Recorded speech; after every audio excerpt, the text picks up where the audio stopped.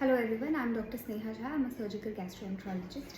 सो कल एक पेशेंट आई ओपीडी में, उनको गॉल ब्लैडर में पथरी थी और she was symptomatic for it, so she was plan for surgery. Madam, आप दूरबीन से करोगे या ओपन करोगे? आई सेड मैं तो दूरबीन से करूँगी, दूरबीन के बहुत फ़ायदे हैं।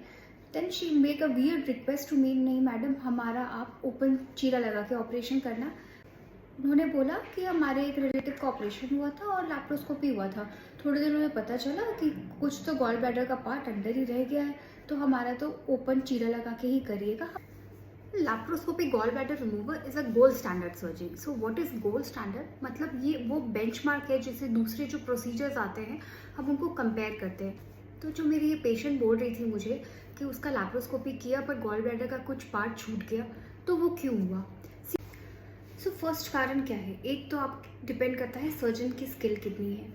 पर कुछ लोगों में as a GI surgeon also we will have to leave a part of the gall bladder. Why? Because it is a bail out procedure. अब क्या मतलब है बेल आउट का? इसका मतलब ये है कि अगर गॉल ब्लैडर में इतना सूजन है, वहाँ पे इतना कुछ चिपका हुआ है और पित्त की नलकी को चोट लगने की संभावना रहती है, तो उस स्थिति में हम क्या करते हैं कि गॉल ब्लैडर का खोलते हैं, वो स्टोन निकाल लेते हैं और बाकी गॉल ब्लैडर का पार्ट कुछ छोड़ देते हैं अंदर। वो इसलिए ताकि पित्त की नलकी को कोई चोट ना लगे, क्योंकि अगर पित्त की नलकी को चोट लग गया तो मरीज के लिए कभी कभी जानलेवा भी हो सकता है। और मानिए गॉल ब्लैडर का कुछ पार्ट रह भी गया, तो लेस देन 2% चांसेस है कि दोबारा उसमें पथरी बनेगी। Then so we have to weigh the risk and the benefit. तो the benefit of leaving the gall bladder कि अवॉइड कर सके हम पित्त की नलकी में इंजरी इज मोर।